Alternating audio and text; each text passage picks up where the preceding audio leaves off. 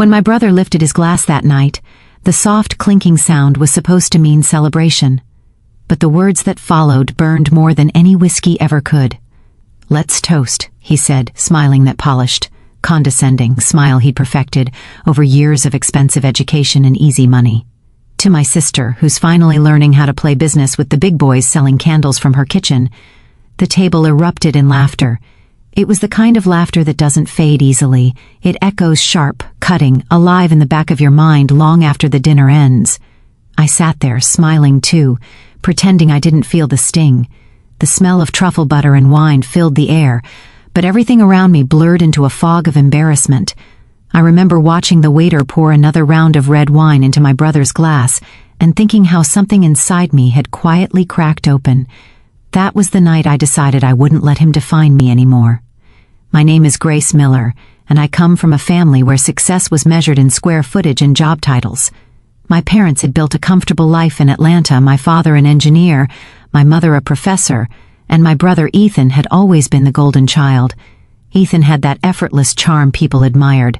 He was tall, handsome, and ambitious, the kind of man who made success look easy. He graduated from an Ivy League school, joined a tech firm, and was driving a Tesla before I even paid off my student loans. I, on the other hand, was different. I had studied art and marketing but never really found my footing in corporate life. I bounced from job to job, freelance design, social media consulting, photography gigs, always chasing something that felt like me. But every family gathering, the same question would come up, usually from Ethan. "So Grace, what are you doing these days?" That question always carried a weight, a test I was destined to fail. My mom would jump in, trying to soften the moment. "She's being creative, Ethan. You know how she is." And my dad, who believed stability was the only form of love, would just sigh quietly. "You're 32 now, Grace," he'd say. "You need to think long-term." I was thinking long-term, just not in the way they wanted. See, around that time I had started making soy candles at home. It began as a hobby during a rough breakup, a way to soothe my anxiety. The flicker of the flame, the scent of lavender or eucalyptus, it made me feel calm again. Soon my friends started asking for them. Then their friends did, and before I knew it, I was filling small orders every weekend. The name came to me one night when I was sitting at the kitchen counter surrounded by jars and melted wax, Luna Ember. It sounded soft but strong, like light born from fire. I poured my savings, what little I had, into branding, labels, and a tiny online store. It wasn't much, but it was mine, my little empire of calm. But in my family's world, if it didn't come with a corner office or a 401k, it wasn't real. Ethan made sure to remind me of that often. He would call sometimes, his tone dripping with that older brother arrogance only siblings can perfect. "How's the candle thing going?" he'd ask, emphasizing thing as though it were a passing phase. "It's going well," I'd say, trying to sound confident. "I'm getting more orders." "That's cute," he'd laugh. "You know, maybe I can help you build a website or something, make it look a little more professional." I bit my tongue. My business already had a website, one I designed myself. But with Ethan, it was never about helping. It was about reminding me who he thought was in control. Despite all that, I loved him. Deep down, I still believed that maybe, just maybe, one day he'd be proud of me. That hope lasted until the night of that luxury dinner. It was a fundraiser event hosted at a 5-star hotel downtown. Ethan had invited me as his +1, saying it was a good networking opportunity for my little candle project. I almost didn't go, but something in me wanted to show up, wanted to prove I belonged in that room too.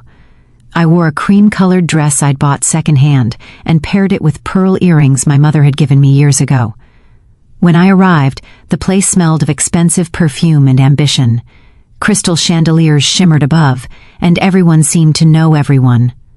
Ethan was in his element, shaking hands, laughing loudly, his arms slung casually around the shoulder of his CEO friend. When he saw me, he smiled that proud brother smile until he introduced me. "This is my sister, Grace," he said. "She runs a small candle business from home." Small, that word landed like a stone. It wasn't untrue, but the way he said it, it reduced everything I'd worked for into something laughable. Still, I smiled, shook hands, and said, "Nice to meet you." Dinner was served roasted duck with fig glaze, sautéed vegetables that looked too delicate to eat, and as the night went on, the wine kept flowing. Ethan got looser, louder. Then came the toast. "To success," he said, raising his glass. "And to my sister Grace, who's finally learning what it takes to run a business, even if it's just candles." The table laughed. Some laughed politely, unsure what was funny. Others didn't bother to hide it. I sat there, my hand tightening around the stem of my glass. My cheeks burned. My throat ached with the effort of holding back tears. I forced a smile, the kind women are taught to wear when they're humiliated in public. The night went on, but I didn't. I stood up quietly, excused myself, and left. Outside, the city air felt cold and clean. I took a deep breath, the sound of laughter still echoing from the hall behind me. My heart was pounding, but not from shame anymore. From resolve. That was the last time I ever let Ethan define me. That night, I went home, turned on the small desk lamp in my apartment, and opened my notebook. I wrote 3 words at the top of the page: no more small. I didn't sleep. I spent hours researching suppliers, reading about scaling, branding, distribution. I realized if I wanted to be taken seriously, I had to build something undeniable, something so strong that even Ethan's laughter couldn't touch it. And I was going to do it my way, quietly, steadily, until the day the world and my brother had no choice but to see me differently. That's where my real story began, the part where pain became purpose, the part where a small candle business became something much more than wax and wicks. It became a symbol of everything I refused to give up on, my dignity, my worth, my fire. After that night, I didn't hear from Ethan for a while. Not a text, not a call, which was fine by me. I needed space not just from him, but from the version of myself that still sought his approval. The next few weeks were quiet but busy. I poured all my energy into Luna Ember. My tiny 1-bedroom apartment became a factory of determination. The faint scent of vanilla and sandalwood always hung in the air, and my countertops were crowded with melting pots, jars, and handwritten labels. Every evening I'd light 1 candle on the windowsill and whisper to myself, "One day, this will all mean something, but meaning doesn't come easy." The first clue that my world was about to shift came on a random Tuesday. I remember because it had rained that morning, and the smell of wet pavement still drifted through the open window.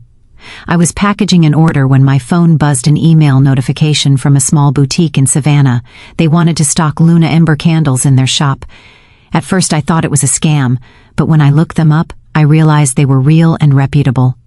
My hands trembled as I typed a reply, trying to sound calm and professional while my heart was practically sprinting. That small collaboration opened a door I hadn't expected. Within months, word spread.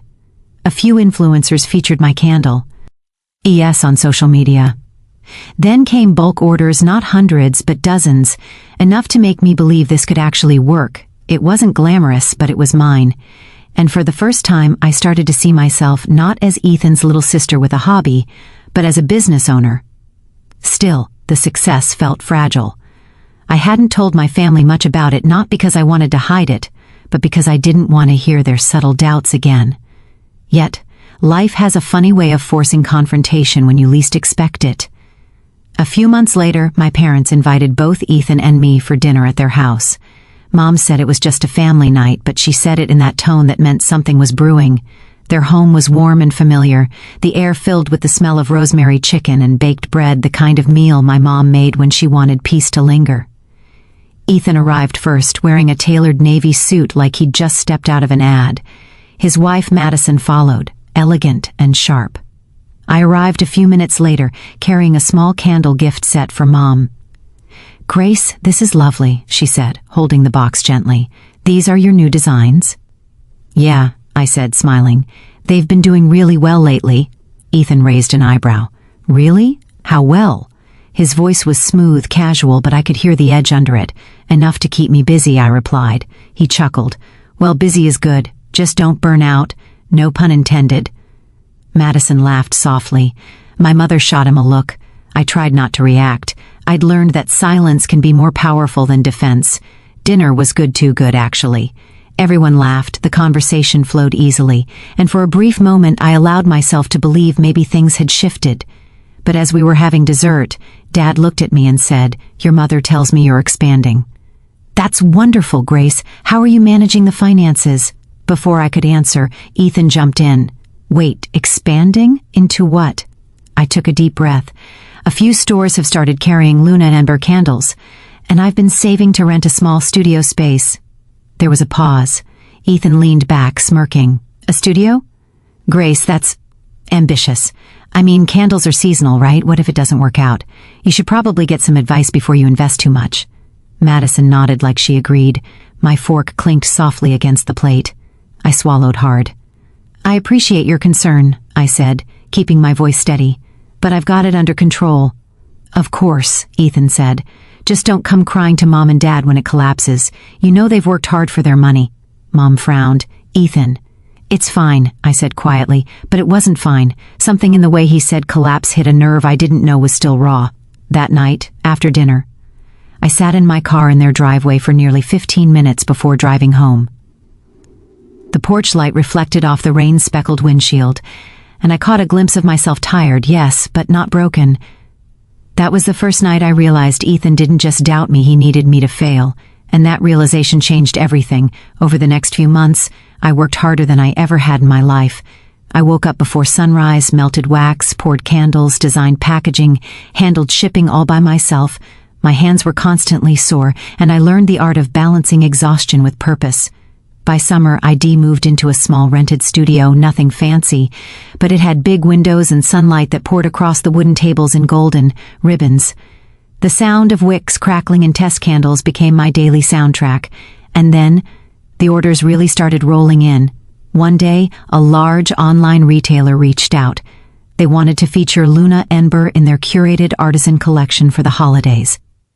I stared at that email for so long I forgot to breathe. It was the kind of exposure that could change everything. I signed the deal, carefully, nervously, and when the product's finally went live, sales tripled.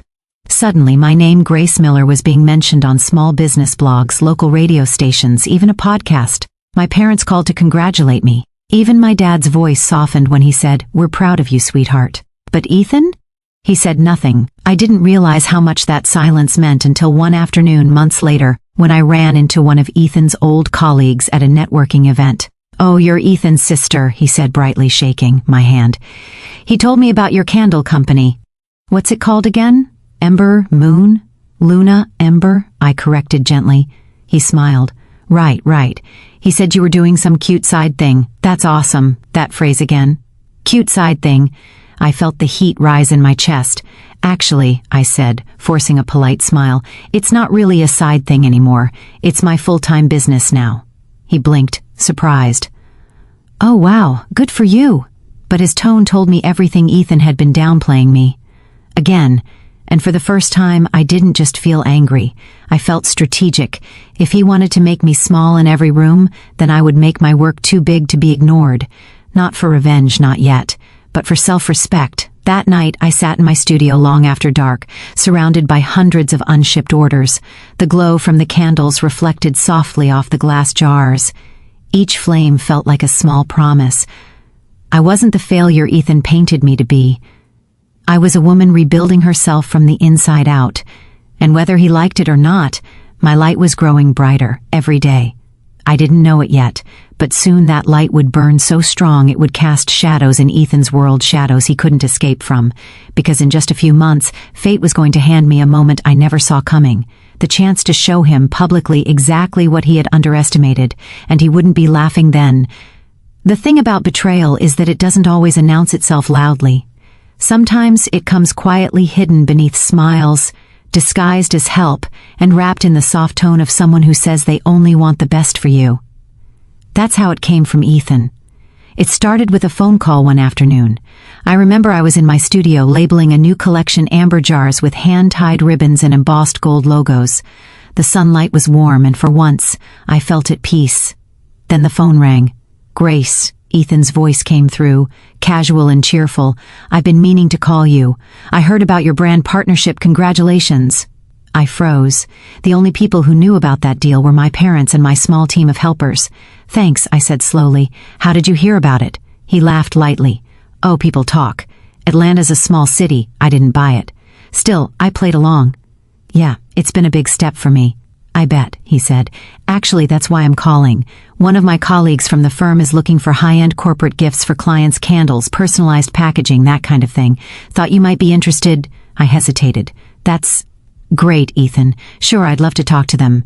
He gave me the contact information, sounding almost sincere. Almost, at the time, I told myself maybe he was finally trying to support me. Maybe he was turning a corner. But I should have known better. A week later, I received an email from the colleague he mentioned, a man named Daniel Brooks, a marketing executive at an investment company. His tone was professional, polite, even flattering. He said they were interested in placing a large order for corporate holiday gifts and wanted samples first. I sent them 3 boxes handcrafted, premium-scented candles with my custom branding.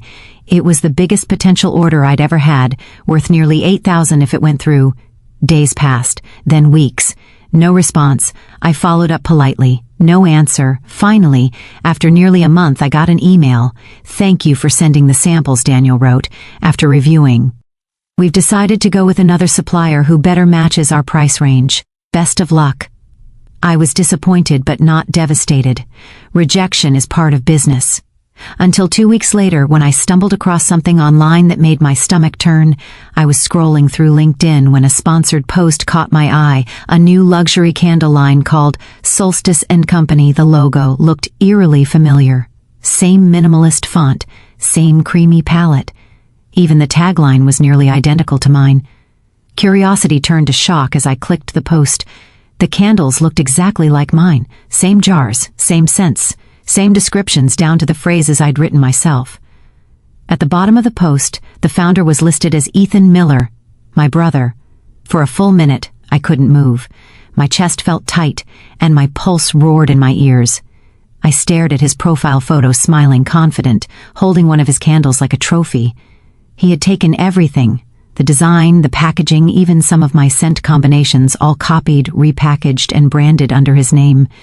It wasn't just betrayal, it was theft. That night, I couldn't sleep. I sat in bed, staring at my laptop, scrolling through every detail of his launch post.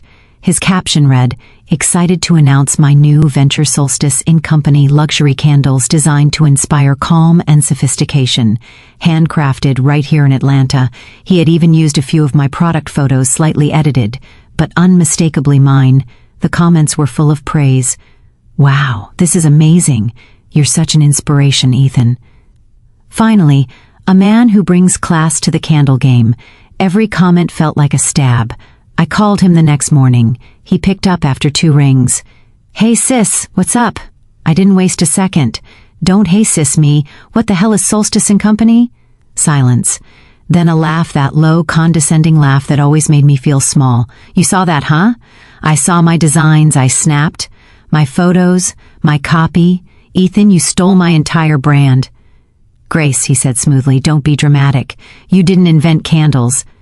"I'm not talking about candles," I said, my voice trembling. "You copied my work, my ideas, my words. You even used my supplier photos." He sighed. "Look, I just took inspiration. I mean, you're doing great, but I thought maybe I could take it to a more professional level. You know, make it bigger, more scalable." "You're talented, Grace, but you've always been too sentimental about business." I could barely breathe. "You stole from me, Ethan." He laughed again. "You're overreacting. There's room in the market for both of us. You don't even care, do you?" He paused. "Grace, it's not personal, it's business." That line, that single cold sentence. "It's not personal. It's business," shattered something deep inside me.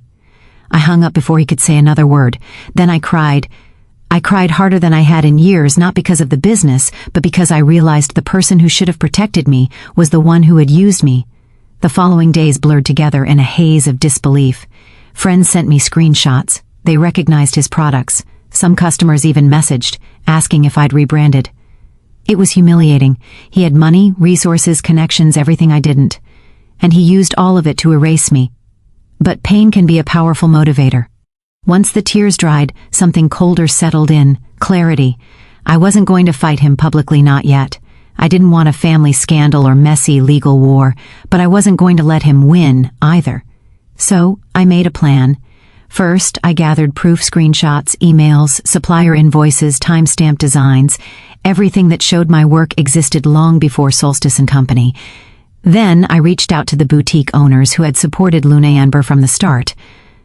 I told them the truth, not in anger, but with quiet honesty. To my surprise, they stood by me. "Grace, your products speak for themselves," one of them said. "People can copy your jars, but they can't copy your soul."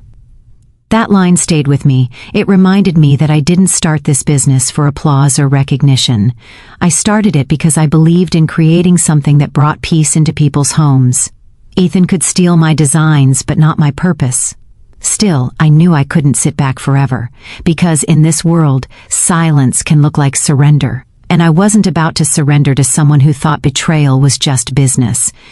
Weeks later, I got an invitation, a fancy gold-trimmed card from my parents. It was for a family celebration dinner at a private club downtown. At the bottom of the card, my father had handwritten, "Ethan has some exciting news to share. We'd love for you to come." I sat there staring at that card for a long time. I knew what the exciting news was. He was going to announce his so-called success, maybe a partnership, maybe a feature. Whatever it was, it would be a performance. And this time, I wasn't going to be his quiet, embarrassed sister at the table. This time, I was going to walk in prepared, because while Ethan had been busy copying my work, I'd been busy creating something he could never steal, something bigger, something that was about to change everything. The week leading up to that dinner felt strangely calm, the kind of calm that comes before a storm. I'd already made peace with one truth: Ethan wasn't going to apologize. Not out of guilt, not out of love. He believed what he'd done was smart business, and in his world, smart always won over kind. But I wasn't the same Grace he used to mock. The girl who'd once cried in her car outside a luxury hotel dinner was gone. What he didn't know was that Luna Ember was evolving, growing beyond him, beyond what he could copy.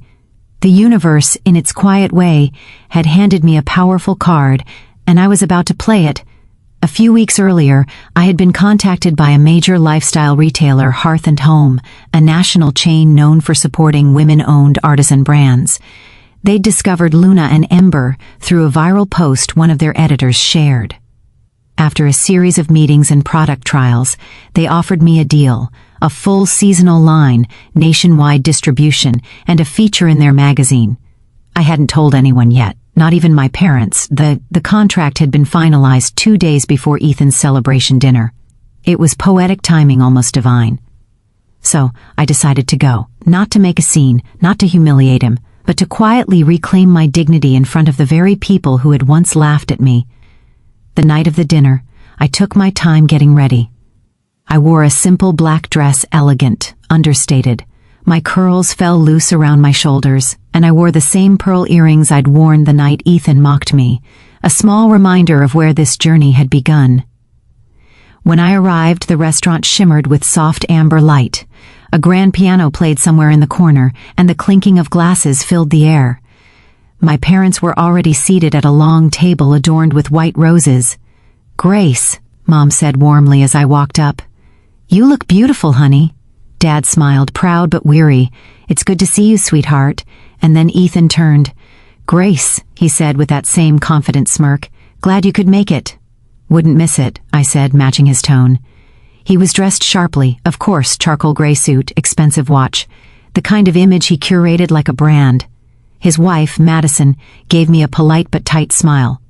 "Tonight's a big one," he said. "We've got a lot to celebrate." "I'm sure," I replied softly. Dinner began with laughter and wine. Ethan took charge of the conversation, like always, telling stories about his new business ventures. My parents listened proudly, though Mom's eyes flicked toward me every so often, perhaps sensing the quiet tension in my posture. Then came the moment he'd been waiting for. "Everyone," Ethan said, standing up with a glass in hand.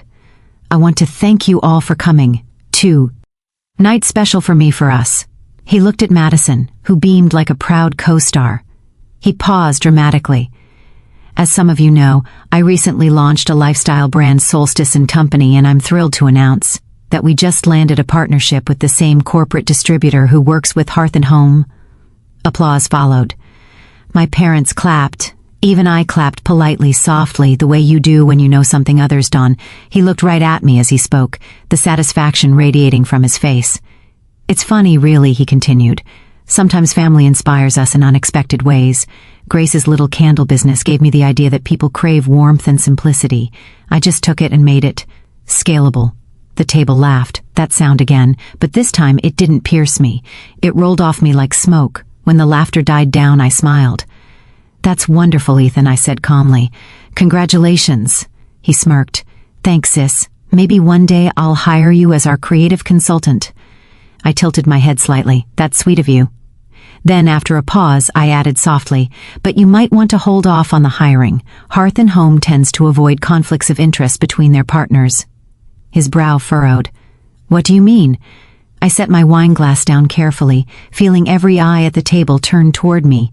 "I mean," I said, my voice even and calm, "Luna and Mer just signed a national partnership with Hearth and Home. Our line launches next quarter." The silence that followed was the kind that eats up air. Ethan blinked. "Wait, what?" Mom gasped, her hand flying to her mouth. "Grace, oh my goodness." Dad looked from me to Ethan, unsure what to say. I smiled faintly. "We finalized the contract this week. It's been a long process, but they loved my products. And they're planning a feature about women-owned brands in their spring issue." Madison's fork clattered against her plate. "You're kidding." Ethan's jaw tightened. "That's not possible. Hearth and Home already." "They don't double dip," I interrupted gently. "They work exclusively with one brand per category per season.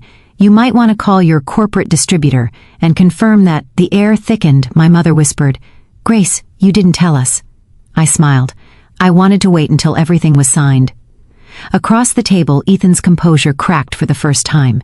His lips pressed into a hard line, his eyes narrowing. "Congratulations," he said finally, his tone clipped. "Guess the market really is big enough for both of us." I met his gaze evenly. "Maybe, but integrity's not." That was the only thing I said. But it landed. Hard dinner limped on after that, but the energy had shifted completely. My father tried to steer the conversation towards safer ground, but Ethan stayed quiet, his usual arrogance replaced with a stiff, resentful silence. When dessert arrived, I stood. "I should go," I said, smiling politely. "Early morning tomorrow?" Mom hugged me tight. "I'm proud of you, Grace," she whispered. Dad nodded slowly. "You've worked hard. Don't let anyone take that from you." I smiled, grateful. "I won't." As I turned to leave, Ethan finally spoke. "Grace," I stopped. He stood, jaw tight. "You could have told me." I turned to face him. "So you could try to ruin it too?" He flinched, just slightly. Then I said softly, "I did tell you, Ethan. You just didn't listen." And with that, I walked out. Outside, the night air was cool, scented faintly with jasmine from the restaurant's garden. My heels clicked against the pavement as I made my way to the car. For the first time in years, my steps didn't feel heavy. The city skyline shimmered in the distance, glass towers glowing like candles themselves. And I realized something beautiful. I didn't need to prove anything anymore. I had already won the only battle that mattered, the one between who I was and who I believed I could be. And in that quiet victory, I found peace. But fate wasn't finished with Ethan yet, because soon his choices and mine would collide again. This time under a spotlight neither of us could avoid. The night of the charity gala is still etched in my memory like the faint scent of perfume on old letters lingering, bittersweet, impossible to forget. By then, Grayson and Bloom had already been featured in Forbes' Local Innovators, and our storefront in Austin had lines on weekends. We'd expanded into eco-friendly candles, hand-woven rugs, and something I never thought I'd see again: laughter. Real laughter, coming from women who'd once thought they were too small to dream. That evening, we'd been invited to a gala honoring small businesses that made a social impact. The venue was a marble hall, full of crystal chandeliers and people wearing tuxedos that whispered when they moved. When I arrived, heads turned. Not because I was glamorous, I never have been, but because I was new money, the woman whose small shop had turned into an empire without a man behind it. I wore a deep emerald dress, simple but confident. My hair was up, and my hands, the same ones that used to scrape candle wax off tables, trembled only a little as I accepted handshakes. But I wasn't prepared for who was standing at the back of the room near the open bar. Ethan. He looked thinner. The confident swagger he used to wear like armor had dulled into something else, something tired. The sharpness in his voice was gone. Even his laugh sounded different. His wife, Jenna, wasn't beside him. He stood alone, swirling a drink, staring into the crowd like a man searching for his old reflection. Our eyes met, and for a moment, the air seemed to still. I expected anger or guilt in his gaze, but what I saw instead was recognition, maybe even regret. He nodded once, a silent acknowledgement, before turning back to the bar. I could have walked away. Part of me wanted to. But another part, the one that had spent years learning to stand tall, whispered, "Not this time, Grace." So I walked over. "Ethan," I said softly. He turned, surprise flickering across his face. "Grace, you look," he trailed off, his words catching. "You look successful." There was a hint of a smile, but it didn't reach his eyes. "Thank you," I said. "How's the tech venture?" He gave a small, humorless laugh. "Which one?" "The first went under last year, the second, well, let's just say investors like hearing promises more than results." He took another sip. "You were right about a lot of things." I didn't respond. There was nothing to say. Sometimes silence is louder than victory. He looked down at his drink. "You know, I thought I was being funny that night. The dinner. I really did. Everyone at the table was laughing, and I thought if I didn't laugh at you, they'd laugh at me. Stupid, right?" I took a deep breath. "It hurt, Ethan. You made me feel like a joke." He nodded. "I know, and I've paid for it, believe me." Something in me softened, not pity, but understanding. We'd both paid for that night. Me in tears and candle wax. Him in pride and failure. Before I could respond, the host's voice filled the room. "And now for our next honoree, Grace Bloom, founder of Grayson and Bloom." The applause felt surreal. Ethan stepped aside as I moved toward the stage. The lights were blinding, but behind them I could see faces of women from the shelter, my employees, and even my mother, sitting near the front, her eyes glistening. I took the microphone. I started my business with nothing but leftover wax, bruised hope, and a kitchen table that doubled as a workshop, I began, my voice steady. I was told it was small, silly, unprofitable. But what I built wasn't just candles. It was dignity for women who thought they'd lost theirs. The crowd grew quiet. I continued, "Success isn't about applause or headlines. It's about getting up when the world calls you foolish and choosing to try again anyway." As I finished, the room rose in applause. I caught Ethan's face in the crowd, quiet, reflective, a faint smile tugging at the corner of his mouth. When the ceremony ended, he approached me once more. "You did good, Grace," he said softly. "Better than I ever did." "Maybe it's not a competition," I replied. "Maybe it never was." He nodded. "I'm happy for you." Really, for the first time in years, I believed him. As he walked away, I noticed his shoulders, once straight and confident, were now slightly hunched, like a man carrying the weight of his own choices. But I didn't feel triumphant, just free. Later that night, after the gala, I sat in my car under the quiet hum of streetlights. My award sat on the passenger seat beside me, gleaming softly. I thought about all the years I'd spent trying to prove something to him, to the world, maybe even to myself. And I realized I didn't need to anymore. The empire I'd built wasn't built from spite. It was built from survival, from learning that the best revenge isn't success, it's peace. And that night, I finally felt it. It's strange how peace doesn't arrive with fireworks. It doesn't knock loudly or announce itself with fanfare. It comes quietly like dawn, slipping through the blinds, painting everything gold before you even realize it's morning. For me, peace began in the soft rhythm of a normal day. The shop was bustling again, but it was different now, calmer. We had moved into a new warehouse on the east side of Austin. Rows of candles in amber glass lined the shelves, their soft scent of cedar and honey filling the air. I'd stopped chasing growth for growth's sake. Instead, I wanted to protect what we'd built, the people, the mission, the heart. Each morning, I'd walk through the workspace greeting my team. Marisol would be mixing soy wax, humming a tune from the 90s. Cassie, who'd joined us fresh out of college, now ran our social media, telling our story to the world with warmth that felt honest. And then there was Linda, my mother. She'd started coming by twice a week, bringing sandwiches for the team. Sometimes she'd just sit by the front window, knitting while customers browsed. "I never thought I'd see you this happy," she told me one afternoon. I smiled. I didn't think I'd ever be this happy. She looked at me for a moment, eyes kind. "You found yourself, Grace. Took the long road, but you did it." I wanted to believe that, but part of me still carried that old ache, not for Ethan, not even for his approval, but for the version of me that used to think I needed it. One evening, as I was closing up, I found a letter waiting at the door. My name was written on the envelope in familiar handwriting. Ethan's. I hesitated before opening it. The paper smelled faintly of cedar and ink.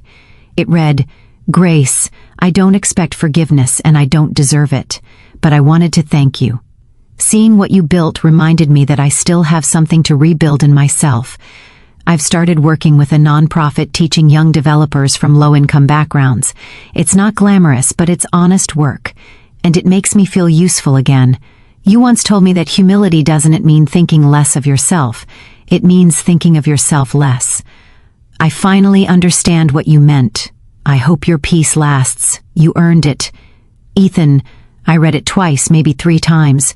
My hands trembled, but not from anger. From release. Forgiveness isn't a doorway you walk through once. It's a path you choose every day. That night, I chose it again. I didn't reply to his letter. Some things don't need words. Instead, I walked out to the small patio behind the shop, where the city lights blurred into the horizon. The evening air carried the faint scent of melted wax and lavender. I thought about all the steps that had led here, the mockery, the tears, the exhaustion, the rebuilding. Every heartbreak had built something stronger in me. Every sneer had carved out space for grace, and somewhere between success and surrender, I found myself whole. Months later, Grayson and Bloom was featured in a national magazine for its community woe. When the interviewer asked me what the secret to my success was, I didn't talk about strategy or branding. I said believing that small things matter because they always do. She smiled. "Do you ever think about what you'd say to the people who doubted you?" I paused. "I'd tell them thank you, because without the doubt, I might have stayed comfortable. And comfort never built anything worth keeping."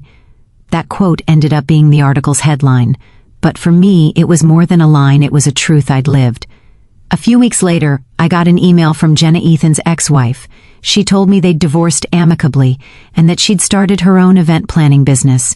She wrote, "Your story inspired me more than you know. Thank you for showing that starting over isn't the end, it's a beginning." I smiled when I read that. It's funny how life twists itself into unexpected redemptions. That night, as I closed my laptop, I sat by the window of my apartment, the same one where I'd once cried over bills and broken dreams. The city hummed softly below. I lit one of our signature candles, Homecoming, a blend of sandalwood and sage, and let its warmth fill the room. Sometimes I thought about the woman I used to be, nervous, unsure, desperate for approval. I wanted to reach back in time and tell her, "You'll be okay. You just have to keep going." Because the truth is, the empire I built wasn't made of wax and wood and glass. It was made of resilience, of nights spent alone but refusing to give up, of learning that dignity doesn't come from applause. It comes from knowing you didn't let bitterness make a home in your heart. And maybe that's what real wealth is. Not money, not revenge, not even recognition, but peace, pure, quiet peace. When I think back to that night, the night my brother mocked me at that luxury dinner, I no longer feel the sting. I just see 2 people sitting at the same table, one lost in pride, the other lost in pain. We were both trying to prove something to the world, but the truth is, the world wasn't watching us. It never was. It was only us watching each other, desperate for validation that neither of us could give.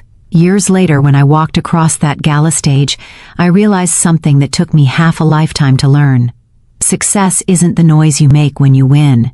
It's the quiet you feel when you no longer need to. Forgiveness came slowly, like the thaw after a long winter. It didn't excuse what Ethan did, but it freed me from carrying his shadow into every new day. And maybe that's what healing really is, not forgetting, not pretending it didn't happen, but learning to live beyond it. There's a quote I keep framed above my desk now. It says, "Grace will take you places hustle never could." It reminds me that the empire I built wasn't born out of revenge or anger or even ambition. It was born out of grace, the kind that softens what the world tries to harden, the kind that forgives even when no one asks for it. Ethan and I still talk sometimes, not often, just enough. He sends updates about his nonprofit, pictures of the kids he mentors, their faces full of hope. I tell him about our new products, our community workshops. We don't talk about the past, we don't need to. It lives quietly between us now, like a scar that no longer hurts, but reminds you that healing is possible. A few weeks ago, he sent me a message. It simply said, "Proud of you, sis." And for the first time in years, I didn't read those words with sadness or longing. I just smiled, closed my eyes, and whispered, "I'm proud of you too." Because Pride doesn't belong to those who never fail. It belongs to those who rise with gentleness after they do.